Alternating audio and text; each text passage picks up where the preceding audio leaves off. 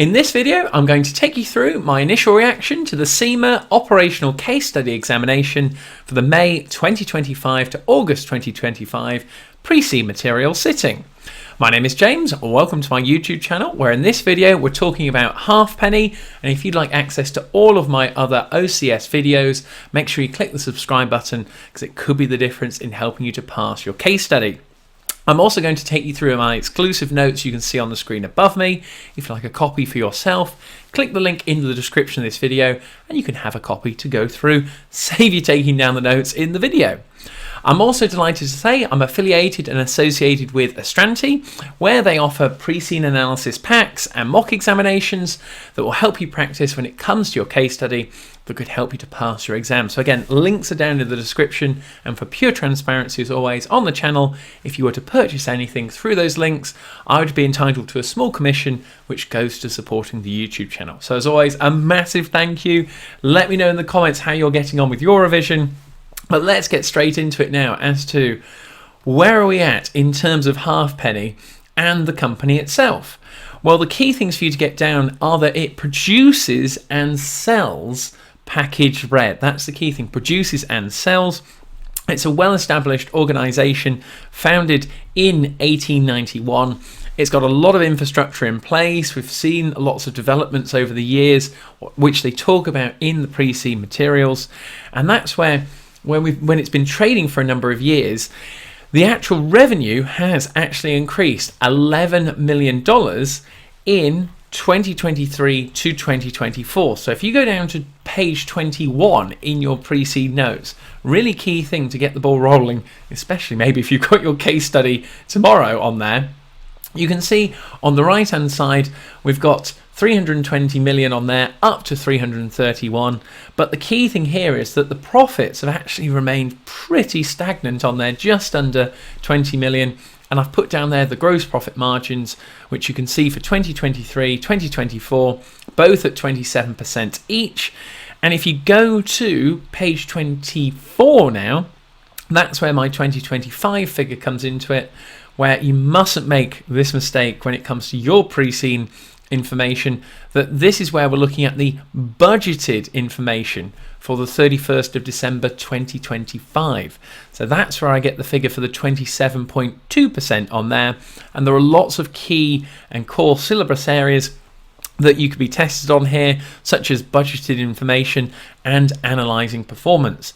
In other words, they've kind of given us a little hint as to, you've got the gross profit margin there, and especially as you get these notes beforehand, those are the key figures and workings you can see on the right hand side and where I get the figures from. Now when we come actually onto the practicalities of Halfpenny, how does it work, and you're given lots of things about the process and production of how to make bread. You'll see in my notes, if you download a copy, that you don't have to be an expert in making bread. You've just got to have a reasonable knowledge of the production processes, their different products, and their story that they have been on. And the key pages for you to have a look at first of all, so you get a really good background understanding for Halfpenny, are pages 4 and 5 and the future trends of the bread industry, especially in the country where they operate, which is Keeland on there. So bread is a staple food in Keeland. We're given what the market is actually worth in terms of value for 2024, which is $2.5 billion on there, or K dollars. Now this is where you have to be super clear in terms of what are the different products, and especially the ones that Halfpenny produces, because this is where students are going to make mistakes in this pre-scene information. Now, if you look at the market share on the left-hand side, the key bit for your notes is that Halfpenny is a large plant bakery.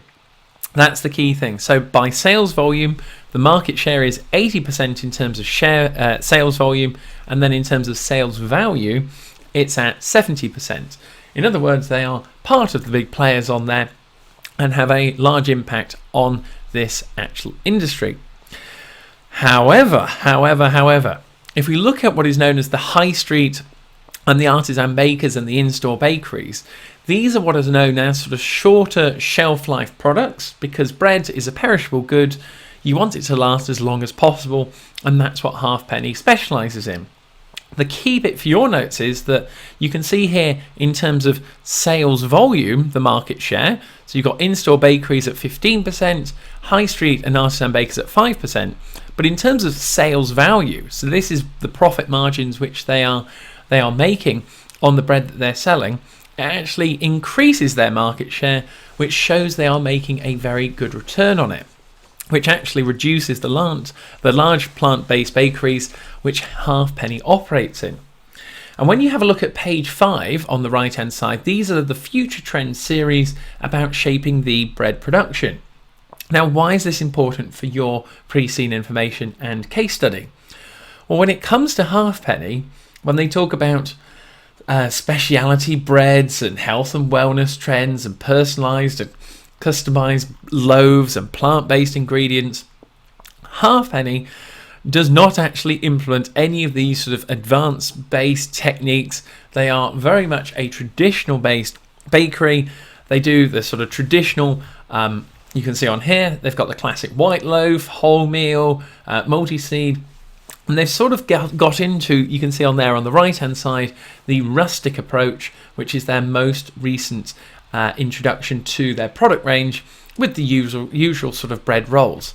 But if we come back up to that article we have on here, these are more sort of, in terms of their shelf life, a lot more limited, a lot more bespoke breads, and it is becoming ever more popular. So you can see where I'm going with this point. The market is demanding one thing, and Halfpenny is producing another on there. Which leads us on to who is accountable for the changes and maybe pivoting this actual business to getting it to operate more effectively. And this is where you have to be super, super careful when it comes to the directors, who's in charge, and who is actually accountable for particular areas. Now we have Trey Halfpenny and Rosa Kimball up at the top there, sales marketing directors and managing directors. And this links into, they are descendants of, or especially Trey is, Martha and Bert Halfpenny. So it's making sure you don't mix up some of the names. It could be really, really tricky to go through. And the other thing I wanted to make sure I definitely got on record was for syllabus and core area activity E, talking about short-term decision making, any of these directors could fall into it. So on the exam day, if you get a question that links into production or distribution, you have to trigger straight away in your mind, right, refer to Jack Hobbs, right, refer to Syed Hassan on there, and understanding, are they suited for their position? The last bit before we go on to our final point for the initial reaction is that you will be tested on Area D of the syllabus, which is applying relevant financial reporting standards, corporate governance, ethical and tax principles. Now, when I've been through the full notes, in terms of corporate governance and ethics, there's little to any information on that area, apart from, of course, Samira Kumar. Oh, Kumar? Yes, Kumar is the HR director on there, and that is where anything that relates to Halfpenny from an ethical or a governance perspective, she would be accountable. So make sure you've got that down in your notes to refer to her directly, and especially in terms of the structure and that she is a recent addition to the board. So she's quite new, not familiar with the business. Lastly, as we come through, areas not to overlook are the figures and the taxes on here. So if you come down to the latter part of the notes, you've got the income statement, balance sheet on there. But then we have on here, we've got the bread loaves in terms of sales revenue and costs.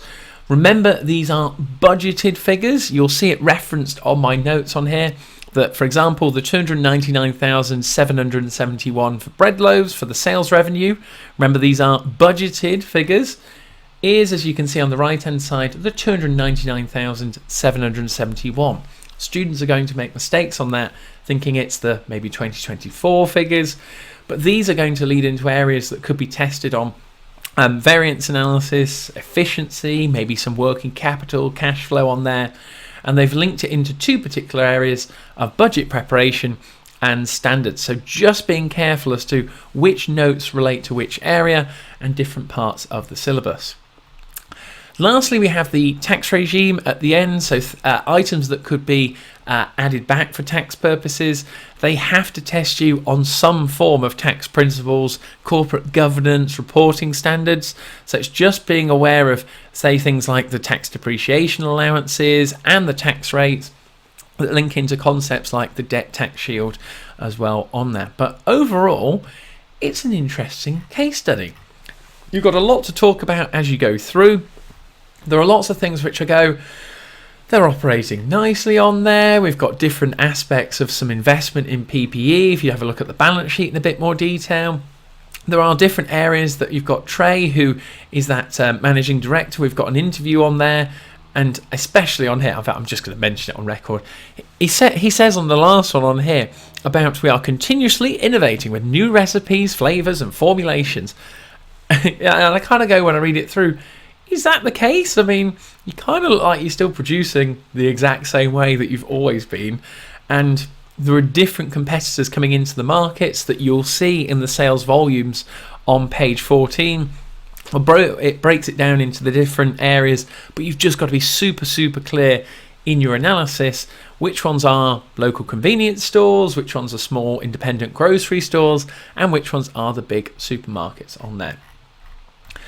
But that takes you through some of my exclusive notes, everyone, as to my initial reaction to the pre-seen information. As you can see, there is a lot to get through on there. But if you'd like a copy of these, be sure to click the link into the description of this video, and I hope it helps you to get that pass mark on there. So make sure you subscribe to the channel, plenty more videos to help you out, and I'll see you on the other side now for your next OCS video. So thank you very much.